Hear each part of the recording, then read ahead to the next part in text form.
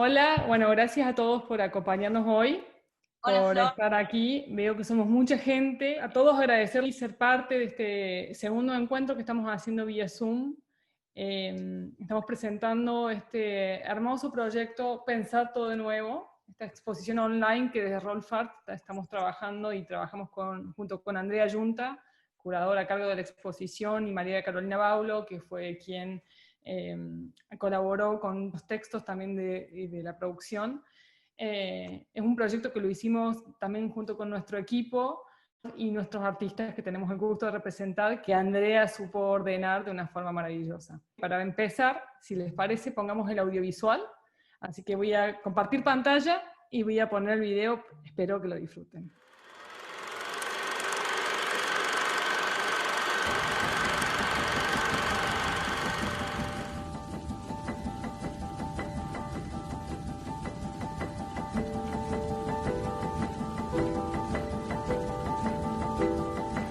Podemos pensar todo de nuevo, pensar desde una experiencia que interviene sobre los afectos y sobre el deseo de un nuevo reparto de las relaciones humanas, de las relaciones simbólicas, de las relaciones con lo animal, con la naturaleza. Queremos volver a pensar desde una mirada atenta sentidos latentes en obras de arte realizadas en otros contextos. Volver a un archivo para detenernos en el reverberar que producen las imágenes cuando se las aproxima.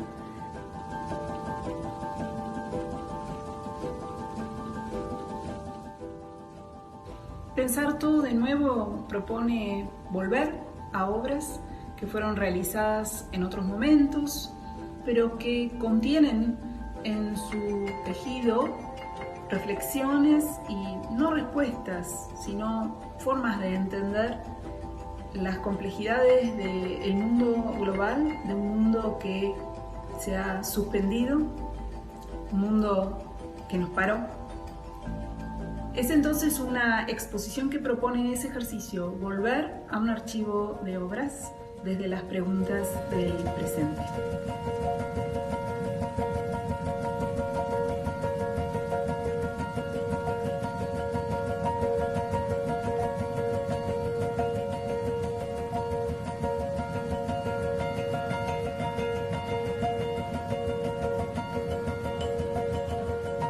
Espero que les haya gustado un poco este video. Viene a presentar el proyecto y a dar cuenta de la propuesta. Un poco teníamos ganas de tener un formato audiovisual que fuera súper accesible y que permitiera que la gente pudiera acceder y ver un poco, entrar por lo audiovisual a este proyecto. La tengo a Andrea en el teléfono. Va Ay, a una ser maravilla. poder interactuar con todos. Andrea, ¿nos escuchás? Hola, ¿sí me escuchan? Y Ah, bueno, qué bien que están las artistas.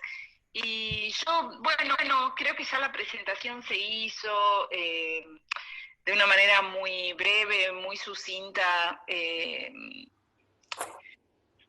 Una exposición que se pensó del virus, antes del aislamiento, resultó muy presente en términos de pensar lo que estaba pasando hoy en día, ¿no? Es decir, hace tiempo que tengo esta sensación fuerte, ¿no? De que el mundo en el que estábamos viviendo hasta antes del aislamiento estaba en una situación de extrema, ¿no? Estuve leyendo, el otro día salió un artículo de Maristela Svampa sobre justamente esta oportunidad que hay en este momento, ¿no? Como que el mundo no da para más. Ella dice, es tiempo de descuento, realmente en tiempo de descuento. Y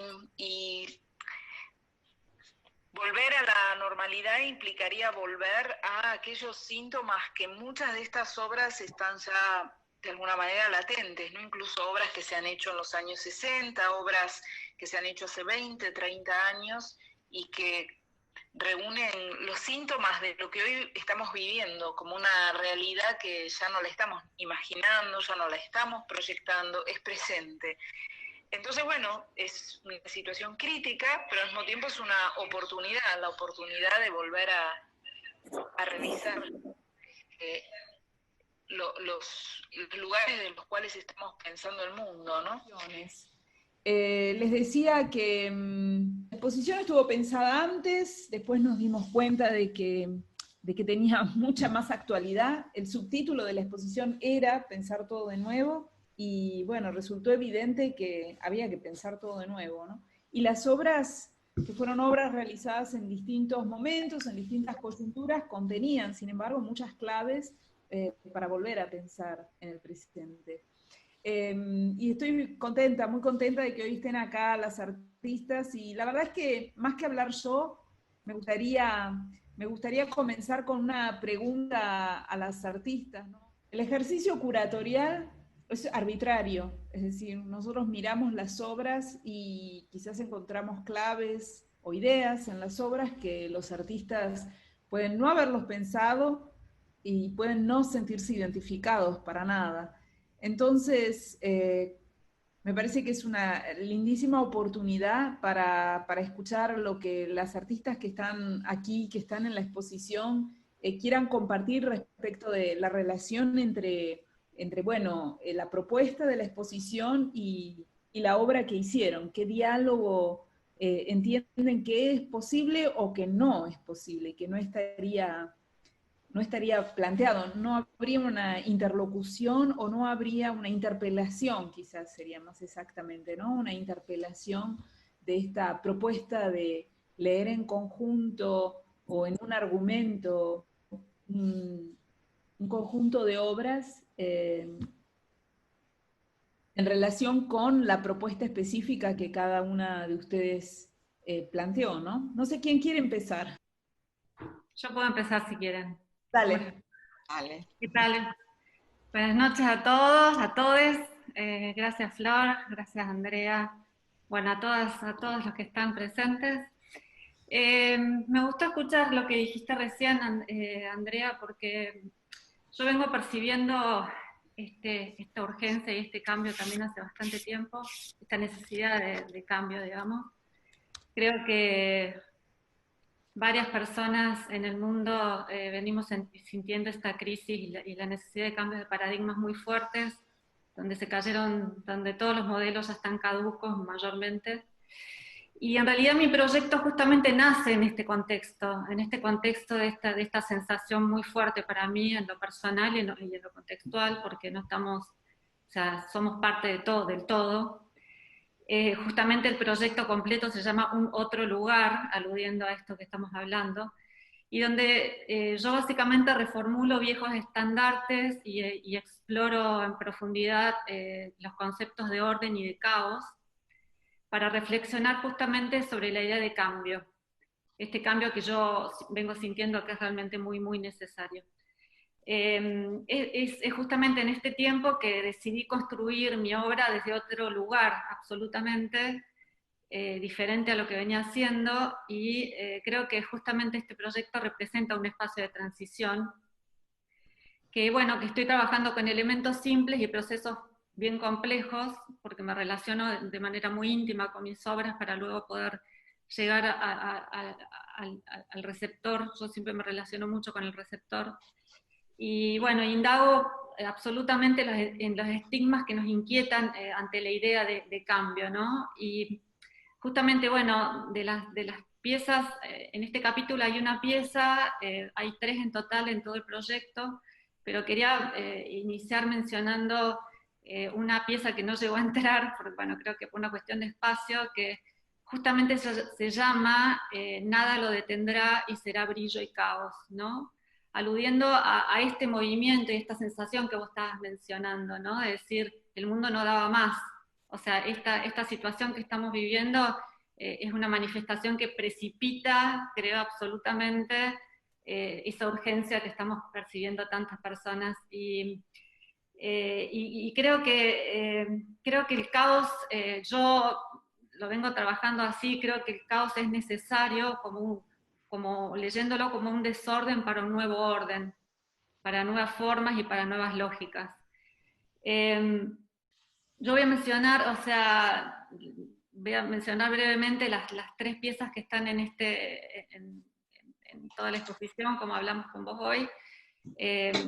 justamente hay una tela estampada de 3 metros de alto por unos 50 de ancho, que es roja, no tiene título, que es sin título en realidad, y justamente creo que representa un estandarte para este tiempo de caos, porque es desde mi mirada, por supuesto, ¿no? Creo que el color rojo cita espacios que el inconsciente colectivo reconoce como señal de drama, de algo dramático, y más siendo una tela, un estandarte, ¿no? Como lo que puede llamar en el inconsciente justamente una tela de esa dimensión. Y en contraposición tiene una palabra estampada en el medio muy, muy, muy sutil, que es la palabra vacíate, y que nos invita, yo creo, o sea, es mi propuesta, a reconocer como un espacio emocional, digamos, que necesita ser alivianado, ¿no? En esta suerte de drama que venimos viviendo en la humanidad. No una suerte, yo creo que venimos en un estado muy fuerte, muy dramático realmente. La pieza que está en esta sección se llama Soñar el propio mar, que es la réplica de mi rostro, y que justamente yo dejé todas las marcas, poros y las grietas de ese vaciado con el material, no, tomándolo de alguna manera como una suerte de crudeza como un acto esencial para iniciar un nuevo camino, digamos, algo así sería. Y también creo que la postura, o sea, como va la pieza que va boca abajo de costado, también habla de una cuestión entre vigilia y sueño, ¿no? Esta cosa de despertar o no despertar, de cuán despiertos estamos en la humanidad y que, a nivel conciencia, de tantas cosas que también mencionás vos en el texto curatorial, ¿no? En el trato con los otros, en el trato con el medio ambiente, en todo, ¿no? En la autoconciencia, básicamente. Después hice una video performance que justamente le hice muy poquito antes de que se haya disparado la cuarentena aquí, obviamente muy al tanto de lo que estaba pasando en el mundo, y donde yo me paro inmóvil en un lugar con mucha gente, donde haya mucho tránsito de gente. Esta vez lo hice en el centro de la ciudad de Buenos Aires, y bueno, básicamente mirando un punto fijo, mi trabajo es llegar en el estado emocional y existencial que esté, básicamente, y empezar a autogenerarme el mayor estado de bienestar posible a través del pensamiento y a través del gesto, ¿no? Yo siento que realmente necesitamos generar y autogenerarnos estados de bienestar, y también de alguna manera contagiarlo. Y fue un trabajo muy intenso porque requiere mucha concentración y realmente creerse y entrar en un espacio, es decir, de entrar a sentirse realmente en bienestar, ¿no? Y son, bueno, dura 20 minutos la video perfo. No sé si tenés alguna pregunta. No, bueno, es interesante, ¿no? Un problema el que se plantea, que tiene que ver con la filosofía del arte, aquellos aspectos específicos, ¿no? De una obra de arte que radican en que un artista lo hace desde su propia experiencia, desde su propia concepción, y una vez que la obra está en el mundo, es reinterpretada, reelaborada a partir de los ojos de los otros, ¿no? Para mí, bueno, este capítulo que se llama Formas que administran el cuerpo, y saludo a Cecilia Fajardo, que la vi que estaba por ahí, porque, bueno, son muchas ideas que también trabajamos juntas para mujeres radicales, ¿no? Entonces, estas formas que administran el cuerpo tienen que ver también con este pensar todo de nuevo, ¿no? Volver a la matriz básica del cuerpo, y en este caso, en este capítulo, hay muchas obras que tienen que ver con el doble, ¿no? El doble de tu cara, las cáscaras son el doble de cuerpos, en el caso de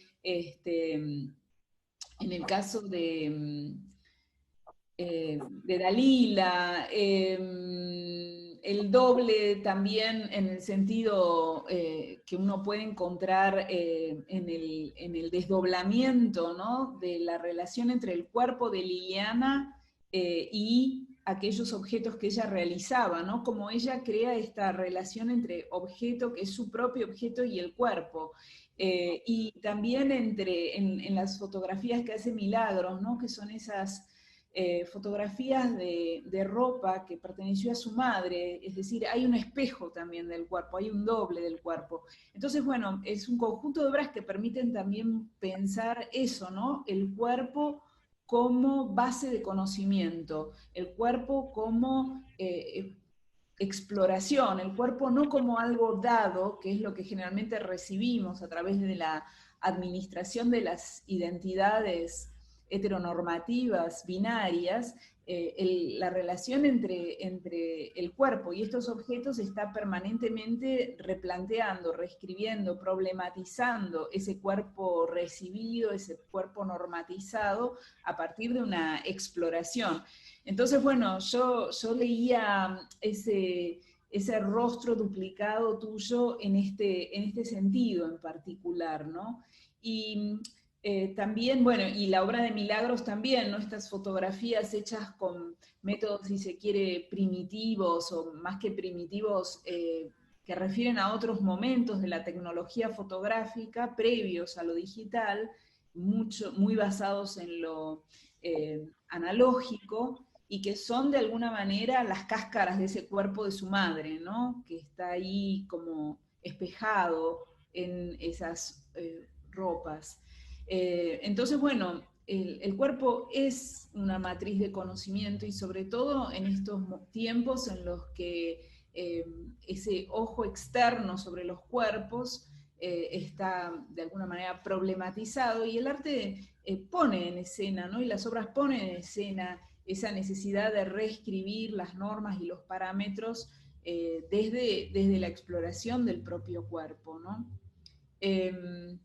Y en relación con... ¿no? Hay varios artistas que están en el Zoom, que están en otros capítulos, entonces nunca sé si adelantarme o no adelantarme, pero este capítulo tenía que ver con esto, ¿no? Había realmente un grupo de obras que están gestadas entre los años 60 y prácticamente el presente, que están planteando esta relación entre el cuerpo del artista y los objetos que el artista crea. Y fíjense la relación que se puede establecer entre Dalila, por ejemplo, y Liliana, ¿no?, que son artistas que trabajaron en épocas tan diferentes, y que sin embargo están planteando este tipo de reflexión.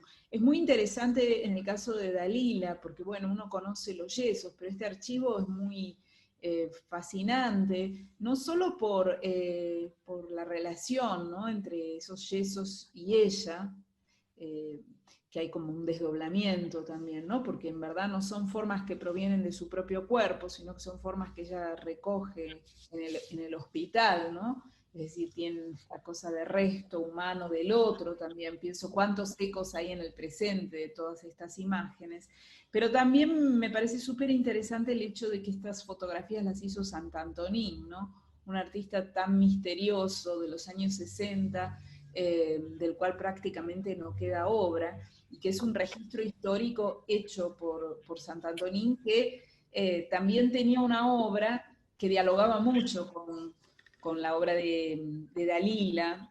Sant'Antonin fue el artista que puso en escena esta noción de cosa, ¿no?, la cosa como un inespecífico que debe ser descubierto, en una versión muy cercana a la filosofía del temprano Sartre, ¿no?, ese descubrimiento o ese volver a las cosas antes de las conceptualizaciones que en el presente manejamos, ¿no?, volver a las cosas como un volver a conocer. Entonces hay también un diálogo interesante, ¿no?, entre artistas que están trabajando toda esta fenomenología, que es una fenomenología del mundo, es decir, la fenomenología es ese proceso de volver a experimentar el mundo despojándose de los conceptos. Es decir, nosotros tenemos una silla, sabemos que es una silla, concepto silla, pero ¿cómo aprendimos qué es una silla? Entonces, esa pregunta, ¿cómo aprendimos esos conceptos? También es una pregunta importante para volver a pensar el presente, es decir, ¿cómo aprendimos y naturalizamos determinados conceptos? Totalmente de acuerdo. Sí, sí, No, como... bueno, y también en el video que vos planteabas me parece súper interesante, porque para mí fue una experiencia, ¿cómo te puedo decir? Angustiante ver ese video. Vos lo ves como desde tu lugar, como un despojarte y exponerte, y para mí fue el contraste entre ese despojamiento, entre ese exponerse por completo, ver que todas esas personas que estaban cruzando, les daba lo mismo si estabas o no estabas ahí, me parece que introduce un tema muy relevante en este presente, ¿no? Cómo miramos a los otros, hasta qué punto nos sentimos tocados por lo que nos presentan los otros o no, podemos seguir completamente indiferentes, ¿no? Tu quietud me parece que era como el lugar que ponía en evidencia esa dificultad de comunicarse desde los afectos, ¿no? De empatizar también. Me llama la atención que decís, bueno, me resultó un poco angustiante, pero bueno, justamente la multiplicidad de lecturas es lo más interesante, obviamente, claramente. Sí, sí, bueno, y esto, por eso yo decía una filosofía del arte y de la imagen, ¿no? Es decir, muchas veces se pregunta cuál es la verdad de una obra, o sea, cuál es el mensaje verdadero de una obra. Y es difícil, porque bueno, obviamente el artista plantea la obra desde un lugar, pero al mismo tiempo una obra que fue gestada en un momento, como por ejemplo la obra de Liliana, ¿no? En los años 90, pero hoy la vemos en un contexto distinto, entonces esa obra es presente de nuevo.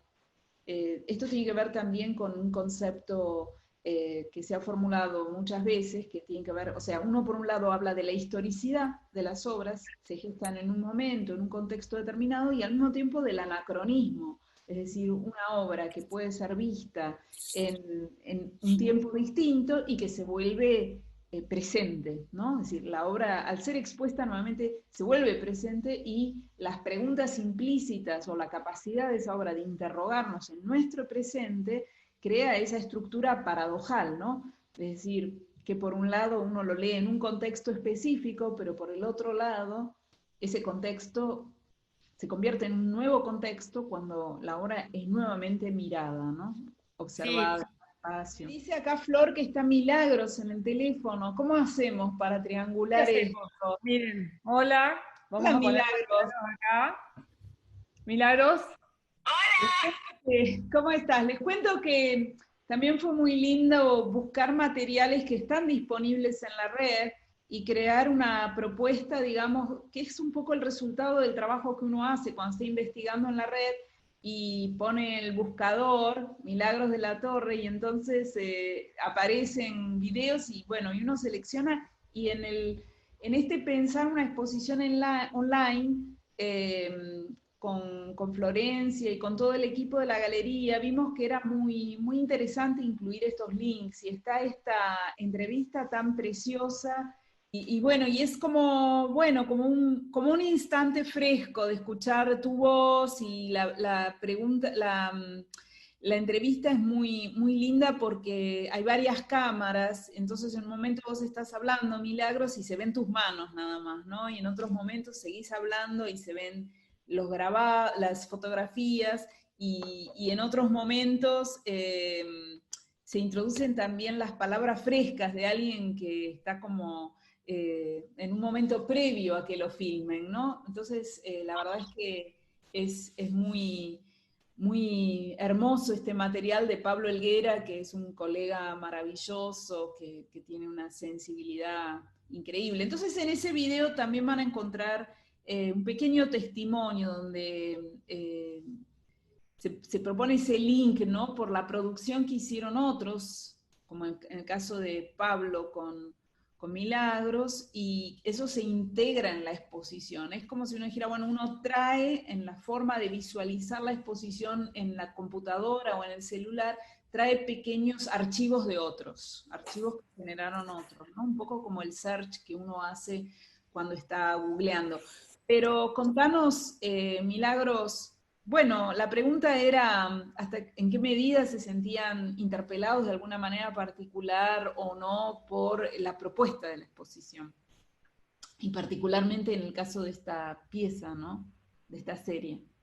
Sin título es especialmente simbólica para mí porque son los dos trabajos primeros de mi carrera de artista. Yo termino de estudiar, estudié en Londres artes fotográficas y en ese momento yo no había podido regresar al Perú durante todos los años, los 4 años del grado, y era mi primera vez retornando a Lima, al Perú, cuando trabajé esa serie.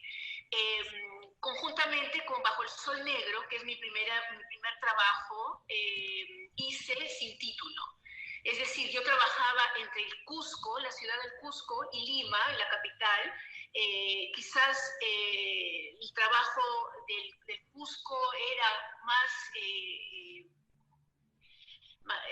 más exterior, estaba yo en el espacio de estos fotógrafos callejeros, utilizando la plaza como mi propio espacio, retomando la propia técnica de ellos, y cuando tenía que regresar a Lima para poder imprimir las fotos que había tomado del Sol Negro, era bastante íntima, Sin Título. Entonces quizás la idea de estar en la casa, trabajando con estas ropas de mi madre, más íntimas, y bueno, continuando con ese cuestionar del proceso fotográfico, es como sucede en Sin Título. Que bueno, lo que a mí me impactó de esa serie, y que por eso formó parte de este capítulo, ¿no? Que tiene que ver con este pensar desde el cuerpo, pensar nuevamente, ¿no? Desde el cuerpo, es también ese elemento biográfico, ¿no? Vos hablas de la ropa de tu madre, no sé si es cierto, a veces se crean falsas interpretaciones. Contanos un poco sobre los objetos que quedan impresos en estas imágenes, ¿no? Que quedan grabados por la luz en estas imágenes. La serie comienza con el colgador, es decir, había una propuesta de enseñar lo que no se puede ver. Yo estaba pensando mucho en la ausencia, por un lado. Por otro lado, era como estaba releyendo muchos, es decir, era como una propuesta femenina al utilizar la ropa, pero sin el cuerpo de la mujer, ¿no? Es decir, ausente por un lado. Y el hecho de que todas las imágenes estén en negativo también dirige un poco la interpretación de que está a medio camino de ser resuelto, está a medio camino de poder divulgar qué es lo que realmente es ser una mujer que puede estar utilizando estas medias, estos vestidos, estos zapatos de fiesta. Al final de la serie hay una pequeña presencia humana que es como una mano que está justo saliendo de este encuadre también vertical, muy estrecho, donde la cámara mira con un ángulo muy cerrado al objeto. Está esta mano que sale como fuera del encuadre, como para decir que no todo se puede decir, o sea, en este pequeño espacio de la fotografía. Además son muy pequeñas, ¿verdad, las fotografías? Sí, son pequeñísimas, creo que son 12 centímetros por 4, son bastante íntimas, y era el pedacito de papel que yo podía meter atrás en una cámara 4x5, donde tenía que introducir un poco precariamente el papel fotográfico. Es interesante también, ¿no? Porque la historia de la fotografía es una historia corta, si se quiere, por lo menos de la fotografía analógica, ¿no? Es decir, desde el comienzo de la fotografía hasta que comienza a introducirse la fotografía digital, el plazo es relativamente corto, empieza otra historia, y la fotografía es, y sobre todo la fotografía contemporánea, también involucra esta reflexión sobre los métodos, sobre la historia propia de la fotografía, ¿no? Este trabajo también como archivístico, si se quiere, bueno, en este caso, digamos, en particular en diálogo con técnicas populares de la fotografía, ¿no? Es decir, eso me gustaría que cuentes un poco sobre tu relación con la fotografía cusqueña popular, si se quiere. Lo que sucedió es de que yo después, como les había comentado, yo no tuve oportunidad de regresar al Perú durante estos 4 años de estudios, es decir, yo extrañaba bastante, anhelaba por un lado conocer todo lo que los artistas estaban haciendo. Me acuerdo que en ese momento solamente yo podía tener como referencias de artistas mujeres latinoamericanas, por ejemplo, a Doris Salcedo, que era la única que tenía un libro que yo podía encontrar en una biblioteca en una universidad. O uno pequeño de Graciela Iturbide, que era también otro referente, pero más allá de eso yo no tenía ninguna referencia de lo que era ni la fotografía latinoamericana. En ese momento no habían todos los libros que hay ahora, por supuesto no había internet. Entonces había encontrado un pequeño libro de Martín Chambi, y ahí es donde comencé a tratar de buscar información sobre la Escuela Fotográfica del Cusco, que era una escuela bastante famosa porque retomaba los ideales indios de la ciudad, ¿no? O sea, la ciudad del Cusco en los años 20 era una ciudad bastante cosmopolita, económicamente muy bien situada, y es ahí donde se forma esta pequeña escuela de fotografía del Cusco. Bueno, además que la luz en las montañas de Cusco es bastante especial, bastante directa y fuerte, ¿no? Entonces, cuando yo regreso a Lima, me voy directamente al Cusco, que es de donde viene mi familia, y comienzo a observar la técnica de los fotógrafos de la calle, ¿no? Que es lo primero que comienzo a ver, y una vez que me doy cuenta de todo, comienzo a cuestionarla, es decir, cómo automáticamente ellos tomaban como parte de su profesión aclarar la piel del indígena peruano, ¿no? Como que el fotógrafo te daba esta mejor identidad, o esta idea de que porque ibas a tener una piel más clara era no solamente un mejoramiento racial, sino también económico, cultural, etcétera, ¿no? Entonces, cuando yo comienzo a trabajar el sol negro y decido dejar el proceso a la mitad, tengo que regresar a Lima a desarrollar todas las placas que había tomado. Y es ahí donde trabajo sin título. De nuevo, con una idea mucho más intimista, y bueno, yo era mucho más joven en ese momento, entonces estaba con cuestionamientos feministas muy latentes. Entonces ahí está la idea de realizar esta serie, que es la misma técnica de Bajo el Sol Negro, salvo que en un formato mucho más pequeño, más restringido, justamente por el concepto de los objetos, y más íntimo, es decir, hay que acercarse a ver la foto, son muy pequeñitas, ¿no? Las imágenes tienen un poder meditativo muy grande, es decir, una intimidad, una fragilidad, una sutileza que redunda en un sentido fáustico enorme, ¿no? O sea, como una expansión del alma se produce. Y estaba pensando, porque bueno, hoy estábamos como hablando del capítulo 2, pero nunca hablamos del capítulo 1, que tiene bastante vinculación porque se llama Políticas del Cuerpo.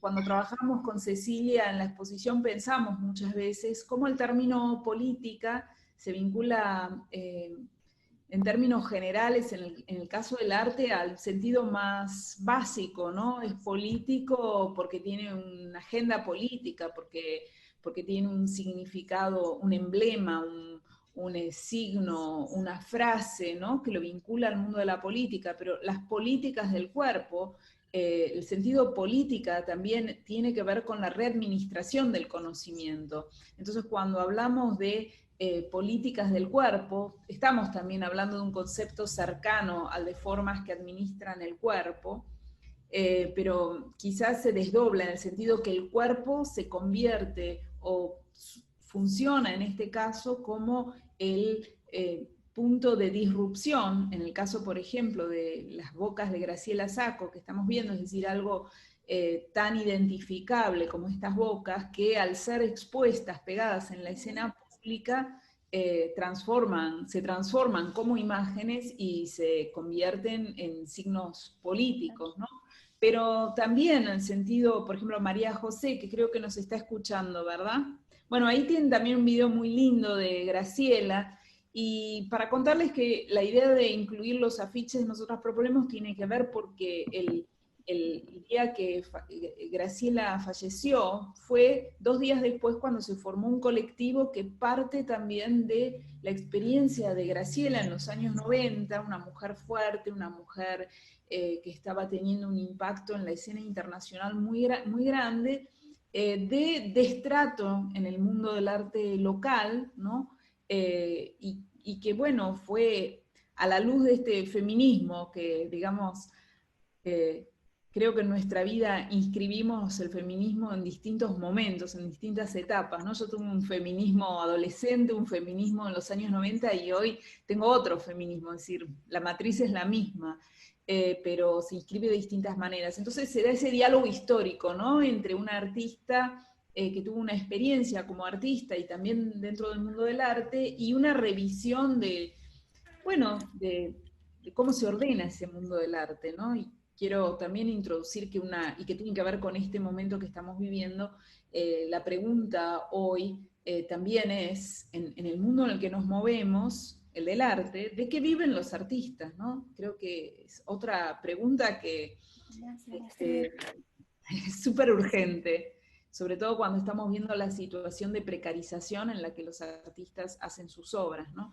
Entonces, bueno, política de los cuerpos, también el caso de Liliana, ¿no? Donde ella se expone completamente desnuda en este collage de tiempos de la dictadura, de los años 90, esta crítica también tan poderosa de las políticas neoliberales, del experimento neoliberal de los años 90.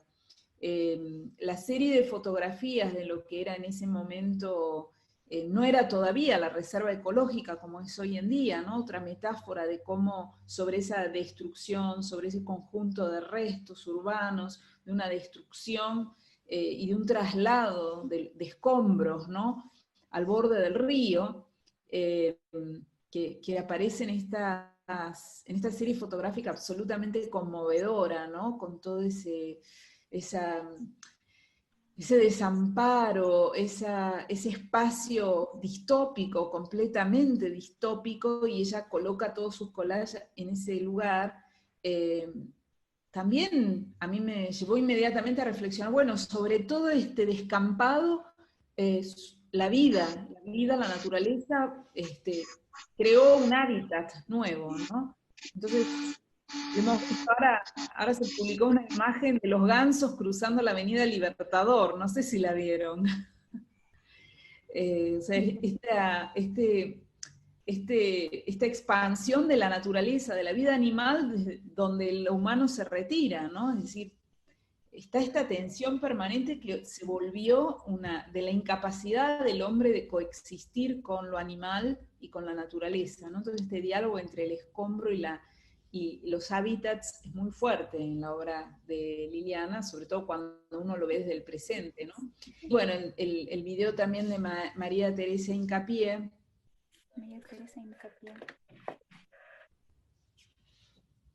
Y intempestivas, ¿no?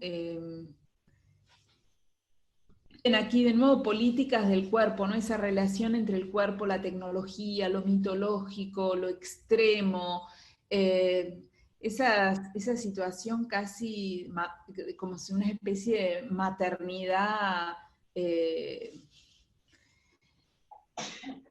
Pienso mucho cuando veo estas imágenes en Yerma, ¿no? En la obra de García Lorca, así como tan extremas, ¿no? La madre y la vida y lo biológico del cuerpo femenino en un drama tan extremo. Y también de investigación, ¿no? Investigación de la relación entre el cuerpo y esta tecnología que hoy ha sido completamente sustituida, ¿no? Bueno, y también el caso de Silvia, que también está, no sé si las artistas quieren hablar. Silvia, bueno, yo hablo un poco también, esta exploración del espacio, ¿no? Yo utilizo el término biopolítica, ¿no? Porque biopolítica es un término que introdujo en sus lecciones Foucault y que reflexiona sobre las formas de reproducción de la vida, ¿no? Es decir, las formas de producción y de reproducción de la vida, y que tienen que ver con el control también de la vida, ¿no? Por eso él analiza tanto el hospital público, la cárcel, ¿no? Es decir, todas esas estructuras institucionales que controlan la vida, ¿no? Que la reglamentan, que la aíslan de la vida cotidiana. Y que el hombre no es dueño finalmente de su biología. En un punto es como el control del animal humano, ¿no? En sus, al menos así lo interpreto yo en la biopolítica, ¿no? Como sistema de control que vivimos siempre en estado de excepción de alguna manera. Pero me gusta esta serie, digamos, fotográfico, archivística, performática de la relación entre el cuerpo y el espacio, ¿no? Contanos un poco cómo gestaste o cómo pensaste esta serie. Que esta serie ya estaba embarcada en el trabajo de videoinstalación que, no sé, arranqué tímidamente en los 90 y ya en este momento ya estaba embarcada en la imagen en movimiento como una herramienta para tener una sintaxis temporal, para poder transmitir situaciones vivenciales. Yo creo que mi trabajo es eso, o al menos es como mi statement en un punto de qué es lo que hago. Lo que trato de hacer es generar una asociación vivencial concreta. Obviamente es una vivencia que parte de uno mismo, pero no trato de ser autorreferencial, trato de ser como de generar asociaciones de alguna manera universales, que le caben a cualquier ser humano. Y este trabajo, que es una serie de videoinstalaciones que se generan como diseños de montaje, como proyecciones. En la Bienal de La Habana fue un video con proyección en un espacio grande, más inmersivo, un espacio negro donde estaban estas imágenes flotando, y las que participan en esta muestra en concreto, la imagen, la mujer la toma, está encerrada en un espacio, no sé, como un cubo mínimo, en la que hace resistencia contra las paredes, contra ese límite, que aparte es un límite, es una caja, ¿no? No tiene una referencia espacial con una identidad muy concreta. Y a su vez está encerrada en la caja del televisor, que es este mueble omnipresente, esta caja donde se encierra la vida, ¿no? Donde pasa ahí lo que sucede, y hoy en día más que nunca me parece que los dispositivos encierran toda una realidad que cada vez nos podemos diferenciar menos de esa realidad. Pero se organiza en el espacio como, bueno, como estas cajas donde está esta mujer, que cuando lo hice yo estaba pensando en la persona humana, estaba pensando en el ser humano. Es más, en los textos, ahora releo los textos mirando, ¿no? Con la mirada del presente, el pasado, y yo pongo el hombre en su presente, y era el ser humano, y en este caso el ser humano ese es una mujer y es mi hija, ¿no? Entonces estaba pensando mucho el tema del espejo, al que referiste antes, que no lo pensé en ese momento.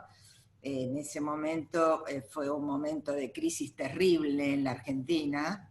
Yo lo estaba haciendo esta obra en 2002, y lo que estaba tratando de transmitir era una situación vivencial que a uno le cabe más allá de las coyunturas y circunstancias en las que está viviendo como persona, porque uno puede estar viviendo el sostener un presente en el cual uno no puede dar un movimiento en falso y lo único que sabe es que está vivo allí, desde una cárcel o desde tu casa en una situación como la que estamos viviendo hoy,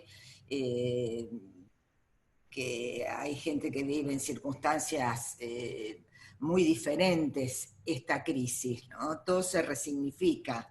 A mí me interesó y me gustó muchísimo el título de la muestra, porque si bien ahora parece muy apropiado, era antes era muy apropiado, y finalmente eso es la actividad humana, es como mirar para el pasado, revisarlo, reinterpretarlo, y de ahí sacar esta fuerza diagonal de Hannah Arendt, que es proyectar y caminar hacia adelante.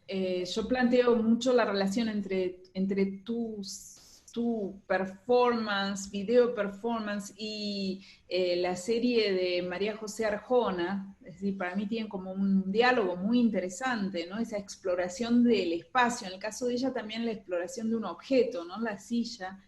Y quería, María José está ahí. Está un poco escondida porque tengo mucho. ¿Cómo estás? Muy bien, muy bien. Sabes que te quería, bueno, hablar contigo también sobre, en el sentido, digamos, desde el que se está planteando aquí una lectura posible, pero también introducir un elemento que mencionó Silvia, que me parece que es interesante, porque muchas veces se ha criticado, bueno, tanto el arte feminista de los años 60, 70, 80, en América Latina, comentarios desvalorizantes, en el sentido de que era un arte narcisista, ¿no? Como un arte, sobre todo porque también uno ve esas fotografías y ese trabajo sobre el autorretrato de mujeres bellas, ¿no? Jóvenes, y en una de las mesas redondas que tuvimos durante Mujeres Radicales, la verdad es que no recuerdo ahora en este momento preciso quién fue que lo dijo, pero para mí fue clarificante. Cuando una de las artistas explicaba por qué trabajaba con su propio retrato y con su propio cuerpo, y básicamente la razón era que el propio cuerpo es el campo jurídico más liberado, es decir, uno para trabajar sobre su propia imagen, con su propio cuerpo o sobre su propia fotografía, su autorretrato, no le tiene que pedir permiso a nadie. Entonces, es un campo jurídicamente liberado, ¿no? Nosotros no tenemos que pedir permiso a nadie y podemos hacer lo que queremos, por lo menos en el arte hasta cierto punto, ¿no? Lo que se puede mostrar y no, pero es un territorio de investigación jurídicamente libre. Y bueno, creo que este es un punto así de fuga también muy interesante respecto de la relación entre el cuerpo y la ley también, ¿no? Que creo que, bueno, acá hay toda una exploración en estas fotografías, ¿no? Y que nos cuentes un poco, ¿no? ¿Cómo es cuál es el problema principal que te preocupó cuando llevaste adelante esta serie más allá de lo que yo pueda ver o hecho resplandecer desde nuestro ojo específico respecto de lo que vos misma estabas planteando. Pues para mí ha sido muy interesante ver este trabajo de esta manera, en este formato. Yo vengo de la danza contemporánea, antes de estudiar artes visuales. Entonces mi relación con el cuerpo ha sido siempre desde el movimiento, desde lo coreográfico, pero no necesariamente desde lo que entendemos como coreografía, sino como una relación con la coreografía expandida a la vida, ¿no? Justamente lo que tú decías, como esta gobernabilidad del cuerpo, cómo se mueve el cuerpo en un espacio, qué sucede con esos movimientos y qué dicen esos movimientos, me parece como una noción política que es importante en mi trabajo, pero específicamente en este ejercicio que pues, para mí son ejercicios porque siempre están como en desarrollo, no terminan nunca. Cuando estuve en residencia en el Watermill Center, digamos que habían como unas contingencias en relación para mí con el espacio, y era que era un espacio muy minimalista. Yo estuve en el invierno y hubo un punto en que no pude trabajar más afuera, pero siempre digamos que las acciones que hice o el trabajo que hice era un poco hacer como un contrapunto a las estructuras lineales de Bob Wilson, a todo este orden casi que milimétrico del espacio. Y de repente no pude trabajar más afuera y me tocó quedarme entre la casa y recurro como al closet, ¿no? Me interesó mucho la colección de sillas que tiene él, justamente porque también me interesaba relacionarme con ese otro invisible en el espacio. Es simplemente como el espacio que lo refleja a él, pero que también me contenía a mí, que soy bastante opuesta a él. Y en las sillas, de alguna manera, y un poco en el extrañar, yo trabajo mucho también desde una posibilidad del devenir animal. Encuentro esta relación de las cuatro patas y empiezo a investigar todos estos espacios, y es peculiar porque mi indagación aquí era no solamente en relación como al espacio, sino a cómo podía yo documentar una obra de larga duración. Yo trabajo en largos tramos de tiempo, y tenía una serie como de preocupaciones técnicas como en relación a cuánto duran las baterías, cuánto me dura una cámara, cómo se hace esto. Me ha preocupado mucho también la relación con lo temporal, con el tiempo, ¿no? Cómo agoto el cuerpo a través de movimientos coreográficos durante 8, 9, 12 horas. Investigar todos estos espacios como hacia adentro de la silla, pero siempre teniendo en cuenta que debo mantener como 4 puntos de contacto, ¿no? Y me interesaba mucho también porque yo creo muchísimo en la relación horizontal con todo lo que me rodea, no solamente como con los seres humanos. Y creo que eso también se lo debo a que crecí como rodeada de naturaleza, como entre la selva, entre la jungla. Entonces nunca hubo esta división entre yo humano, el otro animal o las plantas o como estos otros universos que me rodean. Siempre los he tenido bastante incorporados. Entonces me interesaba también como establecer esa posición horizontal del cuerpo con el objeto y con lo que pues el título planteaba de la belleza de la posibilidad de lo animal en un ambiente como tan austero y tan frío, ¿no? En verdad, con esta exposición o la invitación de Florencia fue, bueno, a pensar una exposición desde los feminismos, ¿no? Y yo siempre digo que los feminismos son los feminismos, es decir, no hay un feminismo. Y por más que uno además tenga puntos de coincidencia con determinadas zonas de los programas feministas, uno experimenta las agendas del feminismo en términos biográficos, cronológicos, si se quiere, ¿no?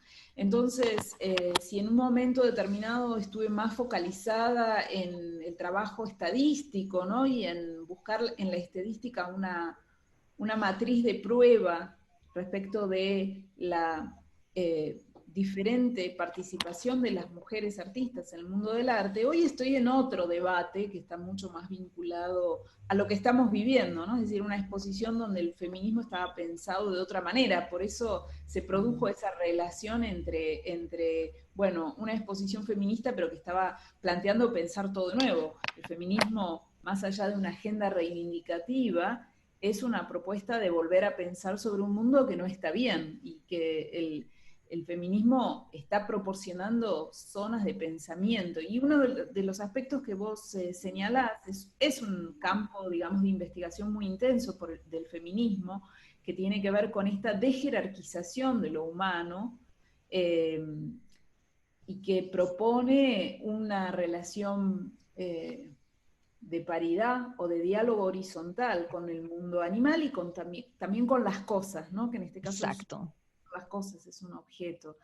El conocimiento viene de tantas zonas, ¿no? Estuve trabajando sobre una artista brasileña que se llama Rosana Paulino, y ella introduce en su obra muchos elementos de la religión Ubamba, que son religiones afro-brasileñas. Y ella me explicaba algo que yo sabía, pero en lo que nunca había reparado en detalle, ¿no?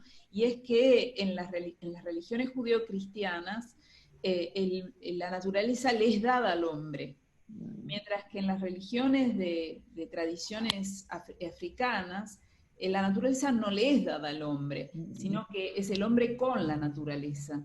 Y bueno, en estas tradiciones tan acendradas en nuestra propia cultura, ¿no? Esta idea de disponer de la naturaleza, que está evidentemente en crisis en este momento, ¿no? Porque este disponer de la naturaleza implica planificar, replanificar, reestructurar las zonas en las que naturalmente los hábitats naturales se organizan, ¿no? Es decir, esta intervención del hombre está hiriendo estas formas de organización.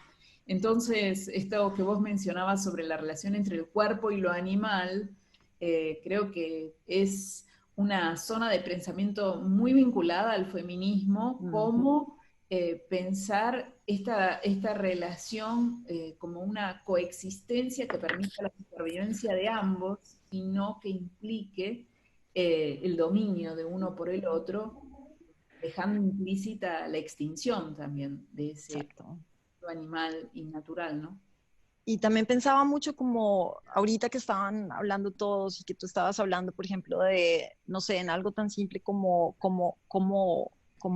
vemos el documento de una entrevista que hablabas en un momento, en la entrevista de Milagros, se bajan las manos, ¿no? Hay toda una coreografía implícita que me parece muy interesante porque es desde el movimiento que uno como que puede mover las jerarquías, ¿no? Es justamente y desde el cuerpo, en el que lo coreográfico, que viene como muy a mano de lo animal, y me parece interesante porque si lo miramos ahora, esto que está pasando del virus está haciendo como toda una serie de coreografías sociales expandidas, qué cuerpos salen, qué cuerpos no salen, en qué momentos salen, cuánto tiempo salen, ¿no?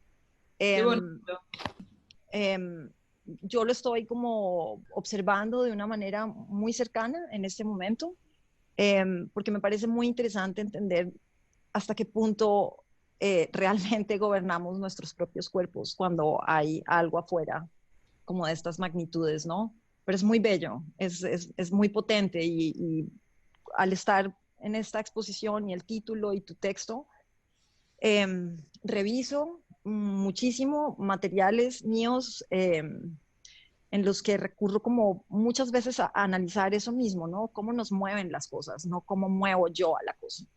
Como la sumerjo entre un mundo en el que quiero que esa cosa esté, sino como esa cosa me mete a mí en un mundo y me deja como ver qué puede venir. Esta posibilidad de ver venir me parece muy interesante, porque también creo que en todas estas coreografías que se forjan, hay como, y creo que en el arte, para mí especialmente, hay un elemento oracular impresionante, ¿no? Como que podemos ver un poco lo que viene y uno solamente se da cuenta en el momento en el que está pasando, pero se anuncia desde antes. Y es justamente por esa relación horizontal con las cosas y con el movimiento. Yo he pensado mucho como en eso en estos días que he estado observando también cómo se desarrolla la exposición, he leído el texto varias veces y pensaban en esta coreografía que estamos teniendo justamente ahorita, ¿no? Cómo nos organizamos, cómo nos movemos, cómo aparecemos, cómo nos unimos, qué vínculos se hacen. Y me parece que hay una cosa ahí afuera que nos está haciendo mover.